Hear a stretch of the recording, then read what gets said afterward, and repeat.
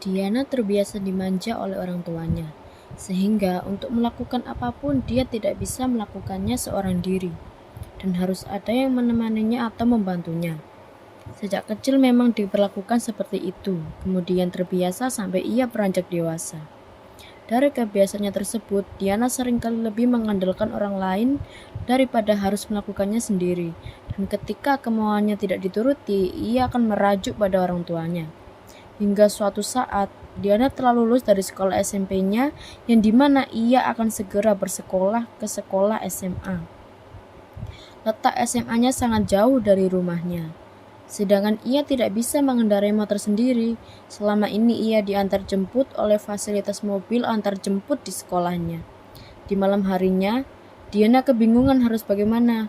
Dia mondar-mandir di depan kamarnya sambil berbicara dengan dirinya sendiri. Duh, bagaimana ya nanti aku berangkat ke sekolahnya? Jaraknya juga jauh. Aku tidak bisa berangkat sendiri. Mama papa kalau pagi juga pasti kerja dan tidak bisa mengantarkanku. Ucapnya dengan berjalan mondar-mandir. Sang mama yang melihat anaknya seperti sedang kebingungan dari tadi, akhirnya pun memutuskan untuk menghampirinya. Diana sayang, mama lihat kamu dari tadi mondar-mandir terus seperti sedang bingung. Sedang memikirkan apa? Coba cerita sama mama dulu, ucap mamanya sambil mengelus rambut Diana. Diana menghela nafasnya yang berat dan panjang, kemudian menceritakan pada mamanya tentang apa yang membuatnya bingung sedari tadi. Aku bingung soal berangkat ke sekolah, Ma. Mama tahu sendiri kalau aku tidak bisa mengendarai motor sendiri. Papa apa tidak bisa mengantarkanku sebentar? Kan melewati jalan ke arah sekolahku juga, Ma. Ucapnya dengan wajah memelas. Tidak bisa, sayang. Papa kalau sekalian mengantar kamu juga, Papa bisa telat dan dimarahi bosnya. Kamu mau Papa dimarahi seperti itu? Mendengar jawaban mamanya yang seperti itu tentu mengecewakan hati Diana. Bukan itu jawaban yang ingin ia dengar dari mamanya. Diana tidak menjawab perkataan mamanya, lalu ia masuk ke dalam kamar dan mengunci pintunya. Sedangkan sang mama hanya menggeleng-gelengkan kepala melihat perilaku anaknya. Ia kemudian mendekat pada pintu kamar anaknya. Sayang, kamu harus belajar naik sepeda motor ya, agar kamu tidak bingung kalau mau berangkat ke sekolahnya. Kan lebih praktis kalau berangkat sendiri. Tidak ada balasan apapun dari dalam kamar Diana. Diana pun enggan untuk menjawabnya karena dia sudah kesal dikarenakan kemauannya tidak dituruti seperti biasanya. Kebetulan Papa Diana pulang dari kerjanya dan menanyakan orang rumah kok tumben sekali ruang tamunya sepi. Mama Diana muncul menemui Papa Diana. Ia segera membicarakan masalah terkait dengan anak mereka yaitu Diana. Ada apa, Ma? Kelihatannya kok wajahmu serius sekali, ucap Papa sambil melepaskan sepatunya. Begini, Pak, ini soal anak kita Diana. Ia tidak mau belajar sepeda motor. Maunya hanya diantar sama papanya. Aku sudah menjelaskan dengan baik pada Diana, tetapi tetap saja ia tidak mau mencobanya. Bagaimana ya? Kita juga tidak bisa terus-terusan akan mengantarnya, ucap Mama dengan raut wajah yang cemas. Oh, soal ini. Tidak apa-apa, Mah. Biar aku yang mengantarkannya ke sekolah. Nanti sambil kita bimbing untuk belajar sepeda motor sendiri. Mama terlihat tidak setuju dengan keputusan dari Papa. Karena itu sama saja dengan menuruti kemauan Diana lagi dan membiarkan dia tidak mandiri. Tapi, Pak, kalau begitu sama saja dengan kita membiasakan dia lagi untuk tetap mengandalkan orang lain dan tidak menggunakan dirinya sendiri. Ini memang salah kita dalam mengasuhnya hingga menjadi seperti ini. Papa memegang kedua tangan Mama guna menenangkan kegelisahannya pada anaknya dan menjelaskan apa yang dimaksud supaya Mama setuju. Mama percaya sama aku kan?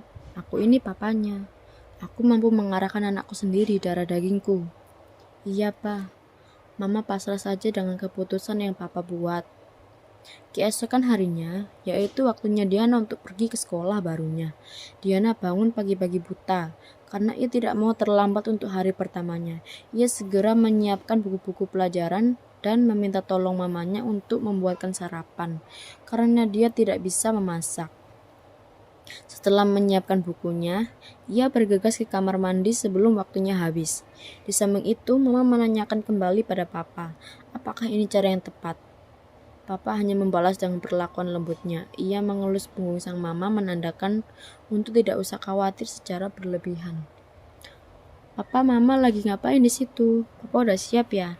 Tunggu ya, Pa. Aku mau siap-siap dulu, ucap Diana lalu melanggang pergi ke kamarnya. Bekalnya Diana sudah kamu siapkan belum? Astaga, Pa. Aku lupa.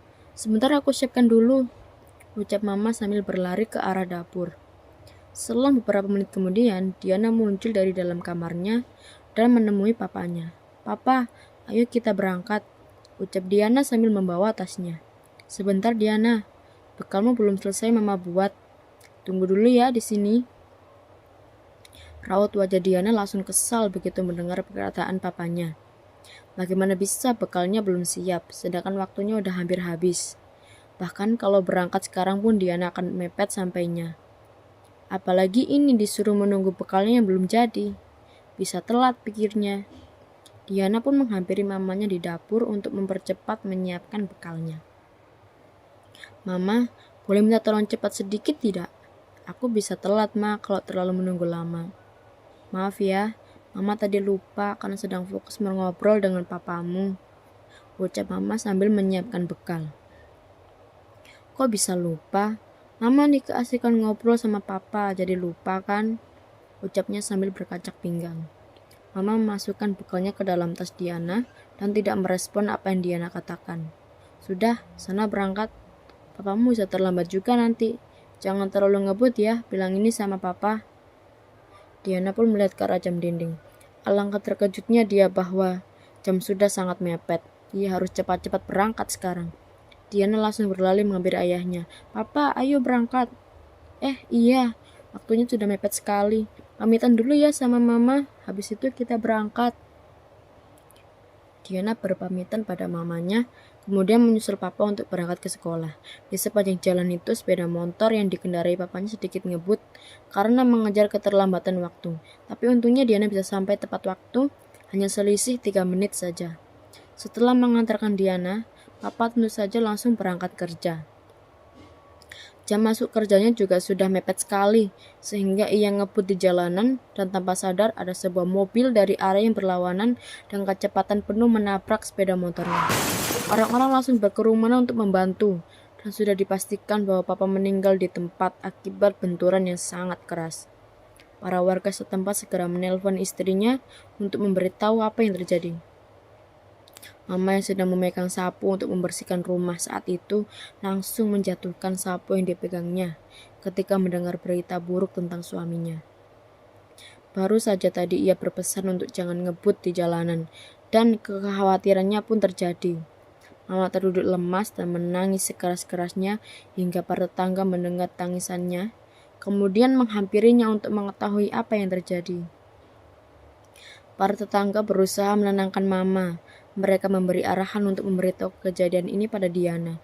Mama berusaha tegar untuk tidak menangis saat menelpon Diana, tetapi tidak bisa.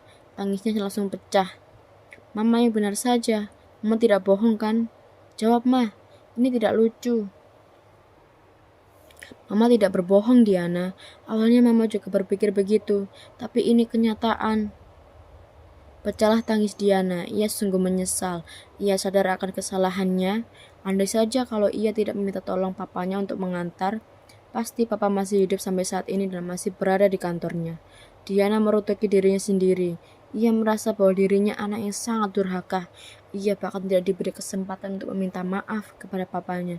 Sekalinya ia dibuat sadar, tetapi papa malah meninggalkan dirinya untuk selamanya. Ia akhirnya berjanji untuk menebus kesalahannya. Diana akan berubah menjadi lebih mandiri, membantu mamanya, karena sekarang mereka tinggal berdua saja. Seandainya waktu bisa diputar kembali, tetapi nasi yang telah menjadi bubur tidak akan bisa kembali menjadi nasi lagi. Semuanya sudah terjadi dan tidak bisa terulang lagi.